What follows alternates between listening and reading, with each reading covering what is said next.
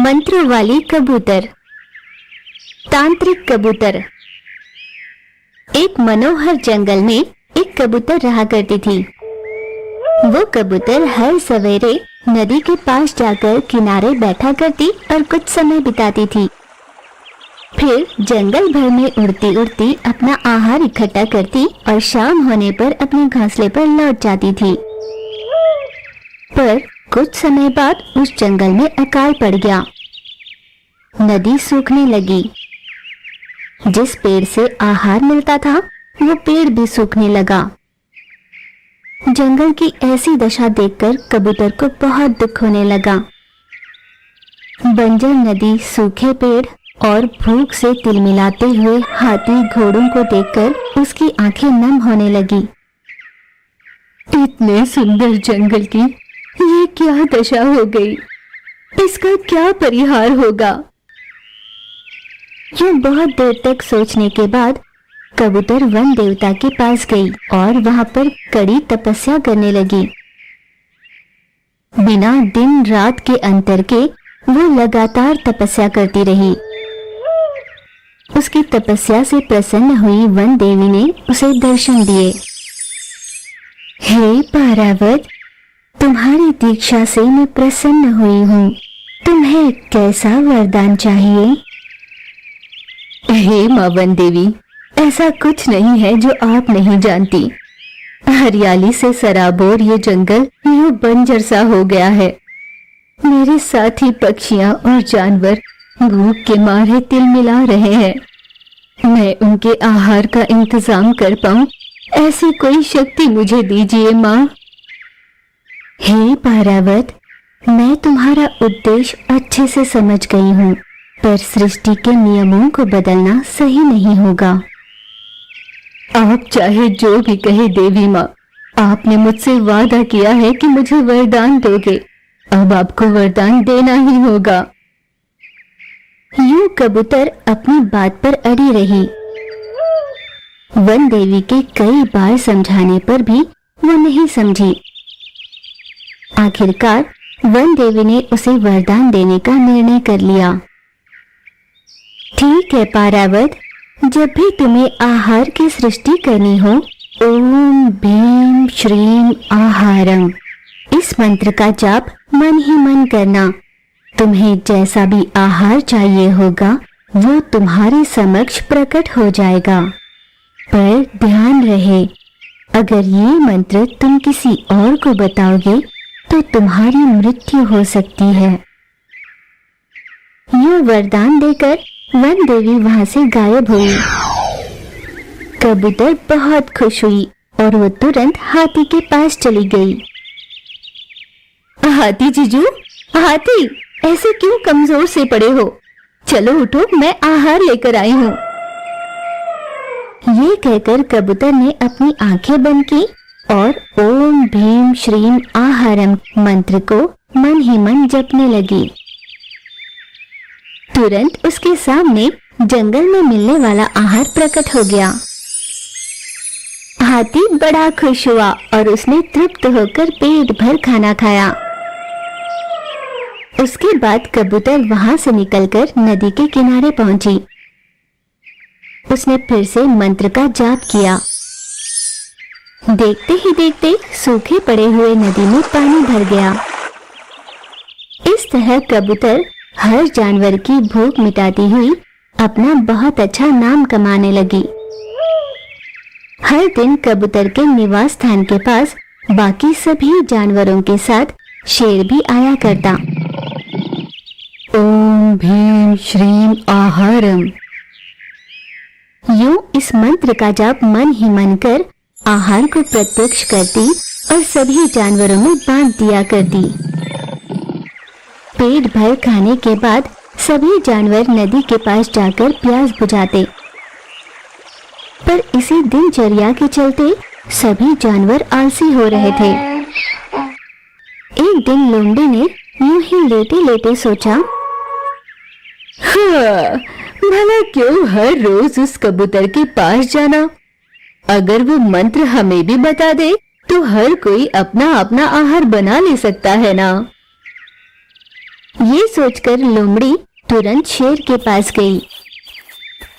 मृगराज, आप इस जंगल के राजा हो और मैं यहाँ की मंत्री। उस मंत्र को हमारे जैसे बलशाली जानवरों के पास होने चाहिए, पर ना कि उस कबूतर के पास। इस तरह लोमड़ी ने शेर के सामने कबूतर की बुराई करनी शुरू की। शेर ने उसकी सारी बातें सुनी, पर बिना कुछ कहे चुप रहा। बरसात के होने की वजह से उस जंगल में फिर से पेड़ पौधे बढ़ने लगे। हर तरफ हरियाली छाने लगी। फिर भी जंगल के जानवर बिना मेहनत किए हर बार आहार के लिए कबूतर के पास ही जाने लगे। आप सब यहाँ क्यों आए हैं? अभी तो जंगल में आहार की कोई समस्या नहीं है ना? अब भला इस मंत्र की क्या जरूरत? यूं साफ साफ कहकर कबूतर ने उन सबको वापस लौटा दिया। इस बात से बाकी जानवरों को बहुत गुस्सा आया। शेर, बाघ, लोमड़ी जैसे जानवरों ने एक बैठक बुलाई। महाराज, मैंने पहले ही आपसे कहा था, अब उसके पास वो मंत्र है, इसलिए बहुत उछल रही है वो। अगर आज उसे ऐसे ही छोड़ दिया तो हो सकता है कल जंगल के राजा कहलाए खुद को। तो फिर अब देर किस बात की, उसे उसकी औकात दिखाते हैं। फिर वे तीनों जानवर मिलकर कबूतर के घोंसले पर गए। कबूतर से उस मंत्र को बताने के लिए उसे बार बार पूछने लगे।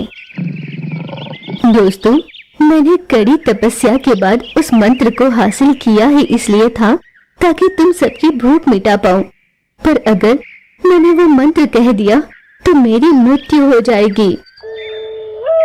अब अगर तुम मंत्र नहीं भी बताओगी तब भी तुम अपनी जान खो दोगी। आपको कोई भी तकलीफ हो तो मैं उसे दूर करूंगी ना। क्या मतलब है तुम्हारा? हमें कोई तकलीफ हो तो हम तुम्हें ढूंढने निकले, तुम्हारे सामने अपने हाथ फैलाए?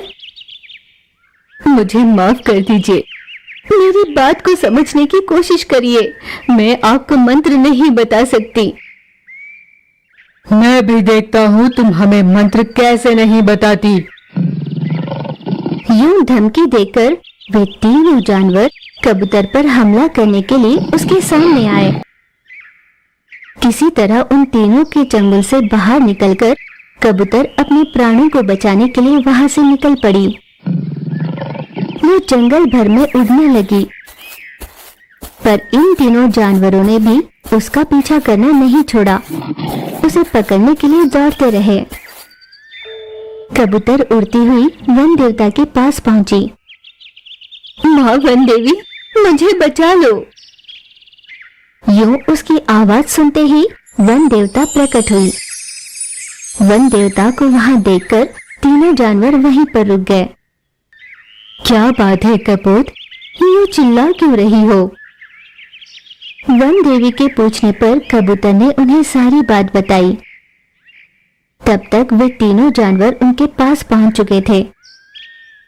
कबूतर की सारी बातें सुनने के बाद वन देवी जोर से हंसने लगी। प्रकृति के साथ छेड़खानी करने पर क्या हुआ, ये तुम देख चुकी हो ना। अपने जीवन में आने वाली हर समस्या हमें कुछ सिखाने आती है, भविष्य के लिए खुद को तैयार करना सिखाती है, पर मंत्रों पर निर्भर रहना सही नहीं। अकाल की परिस्थिति आने पर पानी की बचत करनी चाहिए, जगह जगह पौधों को लगाना चाहिए, हरियाली बढ़ानी चाहिए। प्रकृति के विरुद्ध जाओगे तो अपने दोस्तों को भी शत्रु बनते देखोगे। तुम ये समझ चुकी होगी। वन देवी की ये बात सुनकर तीनों जानवरों ने शर्म से अपना सर झुका लिया। पहले अपने कष्टों को दूर करने के लिए मेहनत करो, उसके बाद मंत्र का आधार लो, वरना मेहनत को हमेशा के लिए भूलकर आलसी ही बने रहोगे। माँ, मैं आपकी बात को अच्छे से समझ गई। मुझे अब इस मंत्र की कोई जरूरत नहीं, आप इसे वापस ले लीजिए। यूं कबूतर की विनती करने पर वन देवी ने अपना दिया हुआ वरदान उससे वापस ले लिया। कम से कम अब अपना आलस छोड़ो, मुफ्त में मिलने वाली रोटी के पीछे दौड़ लगाना छोड़कर मेहनत करना सीखो। यूं वन देवी के समझाने पर कबूतर के साथ बाकी तीनों जानवरों को अपनी गलती का एहसास हुआ। उन्होंने सब कुछ भुलाकर हमेशा की तरह मेहनत कर अपना आहार हासिल करने की सोच ली। कबूतर ने उन सभी ने माफी मांगी और पहले की तरह सभी खुशहाल जीवन बिताने लगे।